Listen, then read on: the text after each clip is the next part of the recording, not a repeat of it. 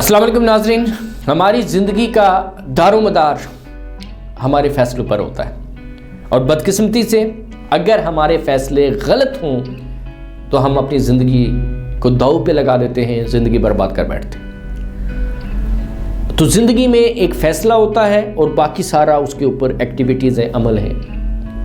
अब फ़ैसला सही कैसे लेना है, इसके हवाले से मैं कुछ गाइडलाइन दूंगा आपको कि याद रखिएगा कि हमारे जो फ़ैसले होते हैं वो हम अक्सरियत को फॉलो करते हैं, भेड़ चाल जिसे कहते हैं। जो लोग ज़्यादातर लोग जो चीज़ कह रहे हैं हम वो कर लेते हैं, ज़्यादातर लोग जो चीज़ ख़रीद रहे हैं हम उसको ख़रीद लेते हैं, अक्सरियत के राय में जो सही होता है हम उसको सही मान लेते हैं और इस गलती की वजह से हमें ज़िंदगी के बहुत सारी जगहों पे नुकसान उठाना पड़ता है। याद रखिएगा कि अक्सरियत हमेशा आम लोगों की होती है, जाहिल लोगों की होती है या उन लोगों की होती है जो उस फील्ड के एक्सपर्ट नहीं होते। आप पैगंबरों के दौर में भी ले लें तो आपको चंद लोग सही रास्ते पे, हक पे, सीधे रास्ते पे, सही चीज़ों डायरेक्शन पे मिलेंगे, अक्सरियत मुखालफत पे मिलेगी, नेगेटिविटी पे मिलेगी, गलत रास्ते पे मिलेगी। लिहाजा जब भी आपने कोई फैसला करना है तो अक्सरियत को फॉलो नहीं करना बल्कि एक्सपर्ट्स को फॉलो करना है। आप हमेशा उस फील्ड के एक्सपर्ट्स को ढूंढें और उस फील्ड के एक्सपर्ट्स से गाइडलाइन लें, वो आपको गाइड करेंगे, वो आपको बताएंगे कि सही क्या है। नंबर 1। नंबर 2, आपने जिसके साथ कोई फैसला करना है, किसी आप इंस्टीट्यूट में हैं, किसी शॉप पर हैं, किसी से आप ऑपरेट करवा रहे हैं, इलाज करवा रहे हैं, तो अगर उसमें उसका मफाद शामिल है तो डेफिनेटली आपको सेकंड ओपिनियन ज़रूर लेनी है, क्योंकि वो आपको सिर्फ एक साइड दिखाएगा। जब आप सेकंड ओपिनियन लेंगे तो आपको वहाँ से कंफर्मेशन मिलेगी। तो कभी भी आप हाफ इंफॉर्मेशन पे और या सुनी सुनाई बातों के ऊपर या जिससे कोई मामला है उसकी कही हुई बातों के ऊपर आप कोई डिसीजन ज़िंदगी के अंदर ना लें। डिसीजन लेने के लिए आप थोड़ी सी रिसर्च करें उस फील्ड के एक्सपर्ट से।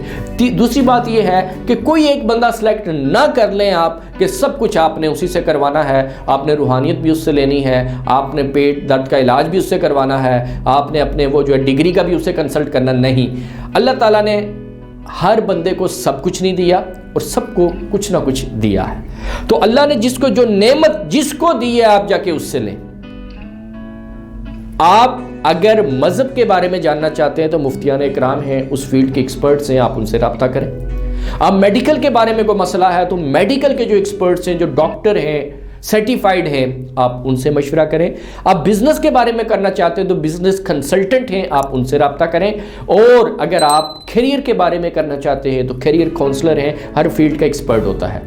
अब वो आपको क्यों गाइड करेगा, वो आपको टाइम क्यों देगा? एक तो बहुत कुछ नेट पे अवेलेबल है, आप वहां से एक्सपर्ट्स को, वैसे नहीं, एक्सपर्ट्स को राय ले सकते हैं।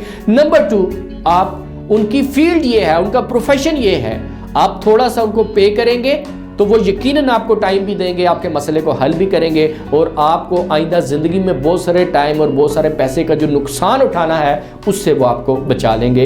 इसलिए फिर बता रहा हूँ आपको कि आपकी ज़िंदगी का दारोमदार आपके फ़ैसलों पर है और फैसला गलत हो गया तो आगे सब बेकार है। लिहाजा फ़ैसले पे कंप्रोमाइज़ ना करें।